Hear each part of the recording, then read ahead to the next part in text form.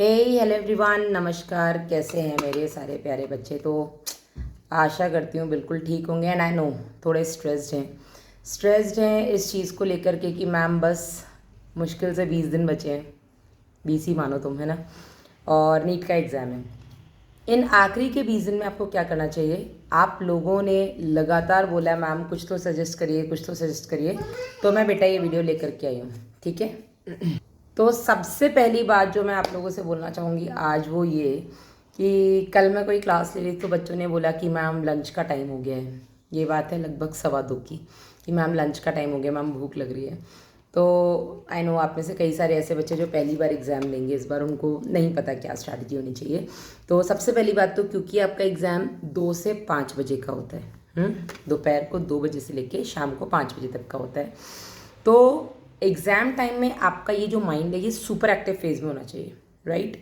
तो उसको super active phase में रखने के लिए प्रैक्टिस आज से शुरू कर देनी है आपको। क्या प्रैक्टिस करनी है? दोपहर का 2 से 5 वाला जो टाइम है, इस टाइम पर आपको सोना नहीं है, इस टाइम आपको खाना नहीं है। ये 2 टाइम ऐसे अगर आप डेली दोपहर 2 से 5 के बीच में सोओगे तो एग्ज़ाम वाले दिन भी बेटा आपका एक बायोलॉजिकल क्लॉक सेट हो चुका होगा। तो आपको एग्ज़ाम टाइम में भी उसी टाइम में जब भी आप सोते हो डेली, अगर 2 से 5 के बीच में, आपका माइंड जो है वो धीरे धीरे ब्रेन जो है वो नींद में आने लग जाएगा। तो आपको उस दिन भी नींद आएगी, फिर आप कैसे फोकस कर पाओगे? एंड नीट के एग्ज़ाम के लिए आपका फोकस पूरी तरीके से होना ज़रूरी है, राइट। तो आज से आप ये कोशिश करेंगे कि दोपहर को 2 बजे से शाम को 5 बजे तक का जो टाइम होता है, उस टाइम में आप ना तो सोएंगे ना ही कुछ खाएंगे, वरना भूख लगेगी उस दिन भी, ठीक है। और इस टाइम पर अपने ब्रेन को सुपर एक्टिव रखने के लिए आपको क्या करना है?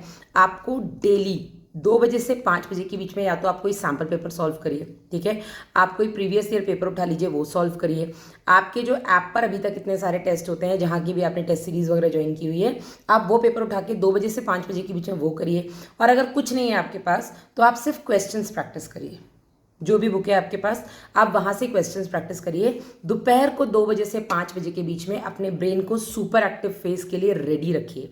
कैसे रेडी रखेंगे वो अभी मैंने आपको बताया। दोपहर को 2 से 5 के बीच में डेली क्वेश्चंस प्रैक्टिस ज़रूर करिए, ठीक है। प्रीवियस ईयर पेपर हो जाए तो बहुत अच्छी बात है, सैम्पल पेपर्स हो जाए बहुत अच्छी बात है, अदरवाइज वैसे भी आप क्वेश्चन प्रैक्टिस करिए, ठीक है। और कोशिश करिए सोना खाना पीना जो भी है वो आप 1 बजे से पहले का रखिए।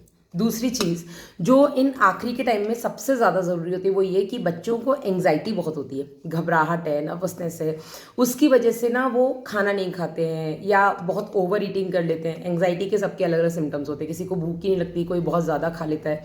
तो बहुत ज़्यादा खाना is not at all good. इस टाइम पर आपके लिए बहुत ज़्यादा खाना बिल्कुल ठीक नहीं है। कोशिश करिए कम खाइए, जो आपकी डाइट है उससे और पानी ज़्यादा से ज़्यादा पीजिए। जितना ज़्यादा आप अपनी बॉडी को हाइड्रेट रखेंगे, बीमार होने के चांसेस अभी उतने कम हैं। और इस टाइम पर सबसे पहले आती है आपकी health. If health is good everything is good, right. ठीक है, एक हो गई अपनी ये 2 चीज़ें, 2 से 5 और हेल्थ से रिलेटेड। तीसरा बेटा, आप लोग कहते हैं मैम रिवीजन कैसे करें? बैक टू बैक क्लासेस रहती हैं या जो भी रहता है।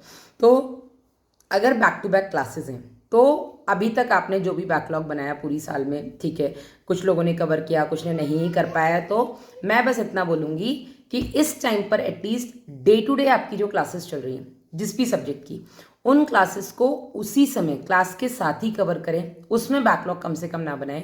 और जैसे ही क्लास खत्म होती है उस क्लास से रिलेटेड जो भी आपको होमवर्क दिया जाता है, होमवर्क अब बहुत सिंपल दिया जा रहा है ना, आपको डीबीपीज दी जा रही हैं वो प्रैक्टिस करिए, आपको प्रीवियस ईयर क्वेश्चंस दिए जा रहे हैं वो प्रैक्टिस करिए, एनसीईआरटी रीड करनी है सेम डे निपटाइए। आज का काम अब कल छोड़ने का बेटा समय नहीं है, जो भी काम है आज और अभी करो। तीसरी बेटा सबसे इंपॉर्टेंट चीज़ यहाँ पर जो मैं कहना चाहूँगी वो ये कि हमें सब कुछ आता है मैम, फिर भी क्वेश्चंस नहीं बनते हैं, नंबर नहीं आ रहे हैं। नंबर कैसे बढ़ाएं?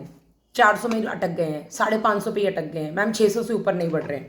तो उन लोगों से बेटा मैं ये बोलना चाहूँगी कि पेपर देने के बाद सिर्फ फॉर्मेलिटी मत करो, पेपर दे दिया मैम ने कहा था हो गया आज के लिए बस इतना नहीं।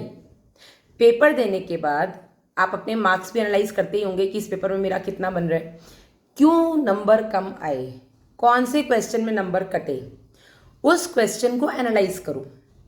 ये सबसे इंपॉर्टेंट टाइम है अपनी गलतियों को एनालाइज करने का या गलतियों से सीखने का, गलतियों को सुधारने का, ये सबसे इंपॉर्टेंट टाइम है।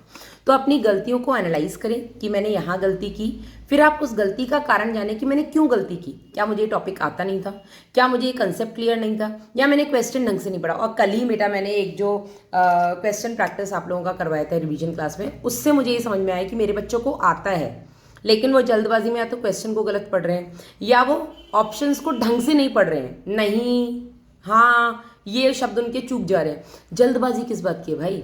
दुर्घटना से देर भली, it's better late than never, right? सुना होगा ना आप लोगों ने। तो नीट क्लियर ही नहीं हो इस वजह से कि हमने सब गलत कर दिया, उससे बेटर कि थोड़ा टाइम लेकर के सही करते हुए चलो, ठीक है। और बहुत इंपॉर्टेंट रहेगा बेटा कि जब भी आप OMR शीट फिल करते हैं, मैंने हमेशा से आपको बोला है कि सैम्पल पेपर्स जब भी प्रैक्टिस करें तो OMR शीट के साथ अगर आप प्रैक्टिस करते हैं तो कहीं ना कहीं बेटा आपको एग्जाम में भी OMR फिलिंग में जो गलतियां होती हैं वो होने के चांसेस आपके खत्म हो जाते हैं, ठीक है, या काफ़ी कम हो जाते हैं, ठीक है। बच्चे जल्दबाजी में किसी क्वेश्चन का कहीं दूसरे क्वेश्चन में फिलिंग कर देते हैं, बॉक्स फिलिंग कर देते हो, तो ये बेटा बहुत ब्लंडर मिस्टेक होता है कि सब कुछ आते हुए भी मैडम गलती हो गई, तो पूरा 1 साल बर्बाद हो गया ना तुम्हारा। तो पूरी साल भर की मेहनत का एक ही दिन है जिसमें तुम अपना दिखा सकते हो कि तुमने पूरी साल कितनी मेहनत की है, और वहाँ तुम कोई बेवकूफ़ी करो और फिर साल भर पछताओ। उससे बेटर है बेटा कि इस बार जो एग्ज़ाम देने जा रहे हो उसमें अपना पूरा फोकस दो, ठीक है ना। तो OMR शीट फिलिंग की प्रैक्टिस आप अभी से शुरू कर दें, ठीक है। और जो मैंने भी आपको बताया, गलतियों को पहचानें, उनका कारण जानें और उस गलती का सुधार करें।